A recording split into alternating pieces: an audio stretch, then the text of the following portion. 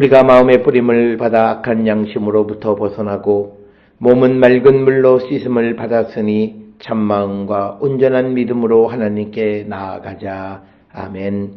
전능하사 천지를 만드신 하나님 아버지를 내가 믿사오며 그 외아들 우리 주 예수 그리스도를 믿사오니 이는 성령으로 잉태하사 동정녀 마리아에게 나시고 본디오 빌라도에게 고난을 받으사 십자가에 못 박혀 죽으시고 장사한 지 사흘 만에 죽은 자 가운데서 다시 살아나시며 하늘에 오르사 전능하신 하나님 우편에 앉아 계시다가 저리로서 산자와 죽은 자를 심판하러 오시리라. 성령을 믿사오며 거룩한 공예와 성도가 서로 교통하는 것과 죄를 사하여 주시는 것과 몸이 다시 사는 것과 영원히 사는 것을 믿사옵나이다. 아멘.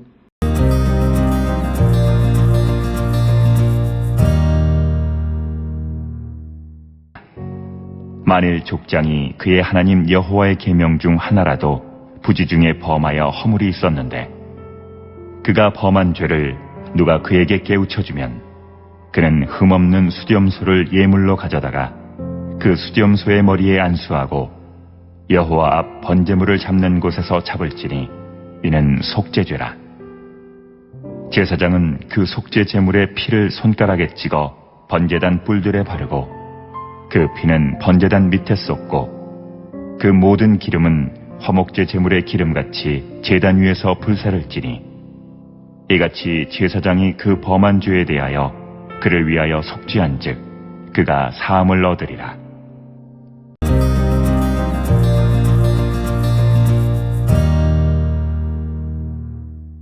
레위기 4장 22절부터 26절은 속죄제 가운데에서 족장 즉 회중의 지도자가 죄를 지었을 때 죄사함을 받기 위한 속죄 제사에 관한 의식에 대해서 기록하고 있는 것이 22절부터 26절까지의 내용이 되겠습니다. 그래서 22절에 만일 족장이 그의 하나님 여호와의 계명 중 하나라도 부지 중에 범하여 허물이 있었는데 23절 그가 범한 죄를 누가 그에게 깨우쳐 주면 그는 흠없는 숫염소를 예물로 가져다가 드려야 했다. 이렇게 기록이 되어져 있습니다.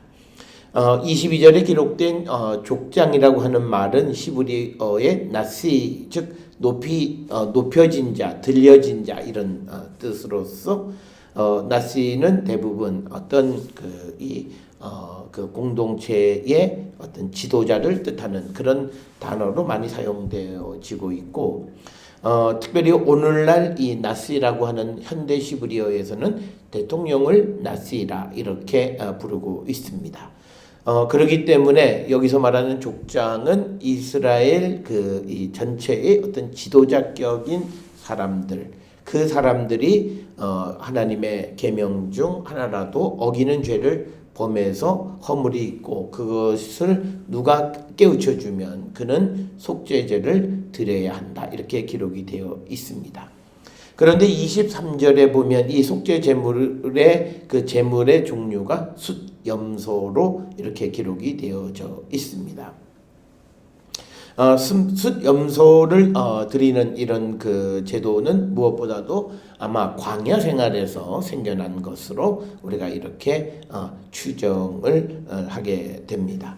앞에서 우리가 보았던 것처럼 제사장이나 또는 회중이 죄를 범했을 때는 수송아지를 제물로 드렸는데 오늘 주시는 이 본문에서 족장이 죄를 지었을 때에는 그 숫염소를 제물로 드리게 된다라고 하는 것.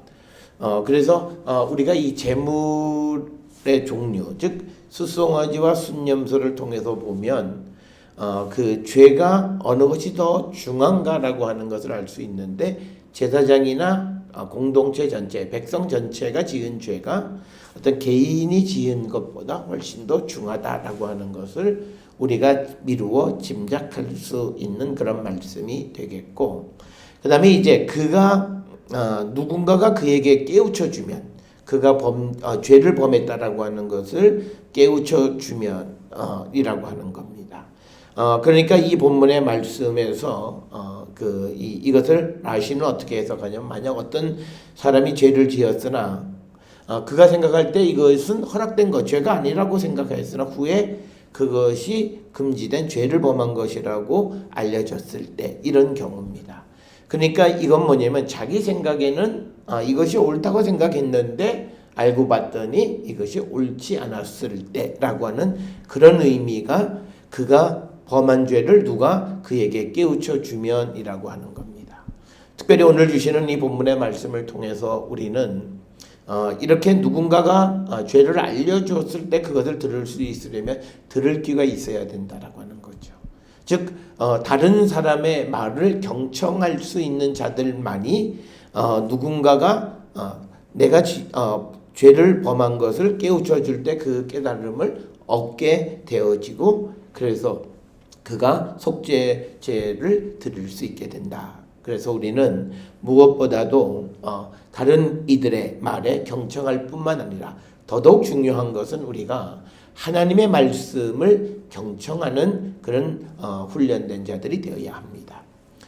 우리가 예레미야 35장에 보면 하나님의 말씀을 잘 듣는 레갑 사람들과 그 하나님의 말씀을 듣지 않는 유다 백성들 사이의 결과에 대해서 분명하게 우리가 보여주는데, 특별히 23절처럼 유다 백성들처럼 만약에 어떤 예언자들이 등장을 해서 그 죄를 깨닫게 해줘도 그걸 듣지 않는다면 그들은 속죄죄를 드릴 수가 없었다라고 하는 거고, 그리고 시드기야 왕에게 예레미야가 하나님의 말씀을 전했을 때도, 그리고 무엇이 잘못됐는가를 가르쳐 줌에도 그가 듣지 않았기 때문에 결국은 나라가 망하게 되어졌는데, 오늘 주시는 23절에 그가 범한 죄를 누가 그에게 깨우쳐 주면 그는 흠없는 숫 염소를 예물로 가져다가 속죄제를 드리라 라고 하는 것은 자기 생각엔 이것이 옳다고 생각했는데 알고 봤더니 그것이 하나님의 말씀을 어긴 것이 된다면 그때 속죄제를 드려야 한다.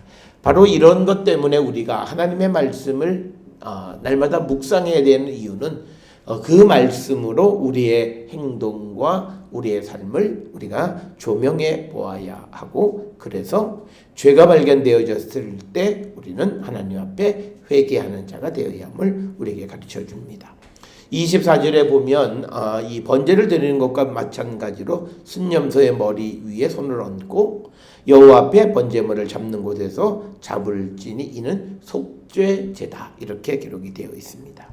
그러면 제사장은 그 속죄제물의 피를 손가락에 찍어 번제단 뿔들에 바르고 그 피는 번제단 밑에 쏟는다라고 하는 겁니다. 여기서 우리가 한 가지 또 중요한 것은, 우리가 제사장이나 또는 우리가 회중이 죄를 지었을 때에는 그 피를 가져다가 그 여호와 앞 휘장 앞에 7번 뿌리게 이렇게 되어 있습니다. 그 사실은 레위기 4장 17절에도 기록이 되어 있고, 제사장인 경우에는 5절 6절에 그렇게 기록이 되어 있습니다. 그러나 오늘 우리가 읽은 어떤 족장의 죄에 대해서는 그 피를 제사장들에게 넘겨주면 제사장은 그 제물의 피를 손가락에 쥐어 번제단 뿔에 바르고 그 피는 번제단 밑에 쏟는다라고 하는 거죠. 그래서 우리가 어떤 죄는 회막에 들어가서 회막 안에 있는 여호와 앞에 휘장에다가 7번 뿌리는 것이 있고, 그 다음에 이 족장인 경우에는 그것을 그냥 번제단의 뿔에 바르고 그 남은 피는 번제단 밑에 쏟게끔 그렇게 기록이 되어져 있다라고 하는 겁니다. 그래서 이 족장이 지은 개인적인 그런 이 죄는 이 회막 안으로 휘장에 뿌리지 않는다라고 하는 그것을 우리가 유념하시게 하면 되겠습니다. 그러면서 26절에 그 모든 기름은 화목제 제물의 기름과 같이 제단 위에서 불사를 지니 이같이 제사장이 범한 죄에 대하여 그를 위하여 속죄한즉 그가 사함을 얻으리라. 그래서 그가 속죄제를 드리게 되면 26절에 제사장들이 그가 범죄한 죄에 대해서 그를 사죄하는 그런 절차를 갖게 된다. 이렇게 기록을 하고 있습니다. 오늘 주시는 이 족장에 관한 것 중에서 이 염소의 그 기름의 종류가 무엇이냐를 언급하고 있지는 않지만 이미 앞에서 우리가 송아지를 드릴 때에 그 기름을 태우는 것들에 대해서 우리는 자세하게 보았고, 또 번제에 기름을 태울 때 우리가 보았던 것, 그것을 준용해서 이 속죄제로 염소를 드릴 때에도 똑같은 방식을 사용하게 된다라고 하는 겁니다.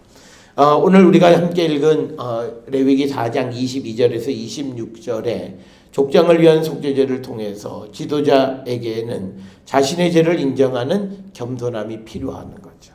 누군가가 자신의 죄를 지적했을 때 그것을 듣고 회개하는 자세가 필요함을 우리에게 가르쳐 줍니다. 그런 좋은 예가 바로 다윗이 되겠습니다. 다윗은 밧세바와 불륜의 관계를 통해서 나단 선지자의 그 지적에 대해서 그것을 수용하고 겸손하게 자기의 죄를 인정하는 그런 모습을 우리에게 보여주고 있다라고 하는 겁니다. 따라서 우리는 어떤 공동체나 집단의 지도자가 되고자 할 때에는 자신의 죄를 인정할 줄 아는 겸손함이 필요하다는 것이고, 이런 말씀은 오늘 우리가 살고 있는 이 시대에 많은 자들이 자신의 죄나 허물에 대해서 모른다라고 일관하고 변명하는 것에 비추어 볼 때 우리에게 시사하는 바가 크다라고 하는 것을 우리는 기억하셔야 되겠습니다. 그래서 오늘 우리가 주시는 이 본문을 통해서 하나님께서는 그 공동체가 제사장, 백성, 그리고 어떤 족장들까지도 단 누구 하나라도 범죄하지 않는 그런 자들이 되어야 함을 우리에게 요구하시는 그런 것을 우리에게 가르쳐 주시는 그런 말씀이 되고, 지도자의 죄는 공동체의 거룩함과 직결되어지는 겁니다. 그렇기 때문에 그 지도자, 족장은 자신의 죄를 수용하고 회개하는 속죄의 죄를 드려야 한다라고 하는 것. 그래서 그렇게 죄를 인정하고 회개할 때 그는 진정으로 사랑과 존경을 받을 수 있다라고 하는 것을 우리에게 보여주는 그런 말씀이 되겠습니다. 사랑하는 성도 여러분, 오늘 주시는 말씀을 마음에 새겨 우리는 우리 자신들의 죄에 대해서 엄격하고 죄를 인정하고 회개에 합당한 열매를 맺는 우리 모두가 될 수 있기를 주의 이름으로 축원합니다.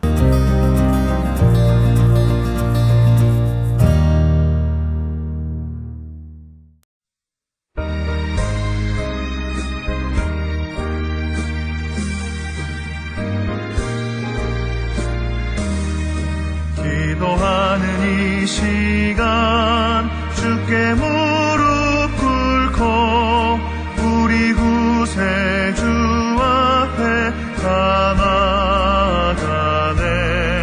믿음으로 나가면 주가 보살피사 크신 은혜를 주네. 거기 기쁨이 기도 시간에 복을 주시네. 고난 일 몸속에 기쁨 충만하네. 기도하는 이 시간 주가 곁에 오사 인자하신 얼굴로 귀 기울이네. 우리 마음 비우고 주를 의지하면 크신 은혜를 주네. 거기 기쁨 있네. 기도 시간에 복을 주시네. 고난 일 몸속에 기쁨 충만하네.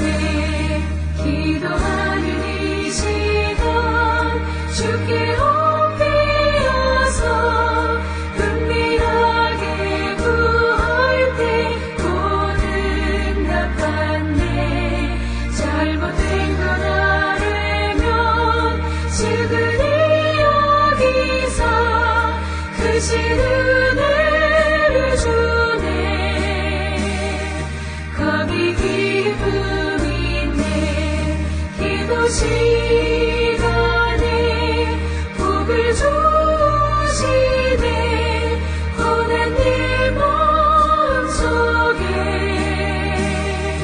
기쁨 충만하네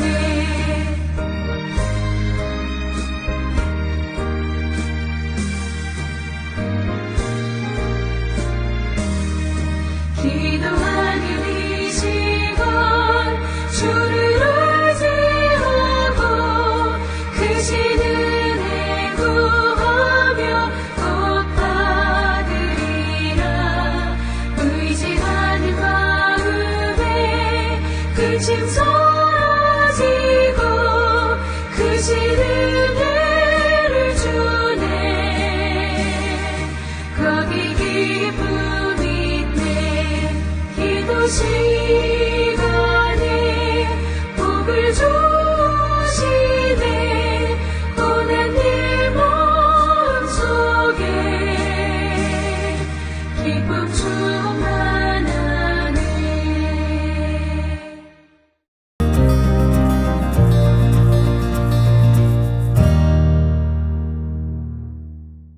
기도하시겠습니다.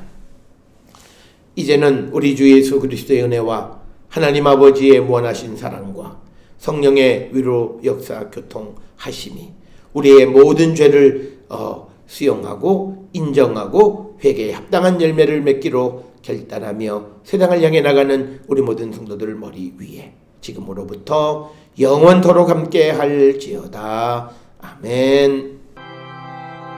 주 너를 지키시고 그 얼굴을 내게 돌리시고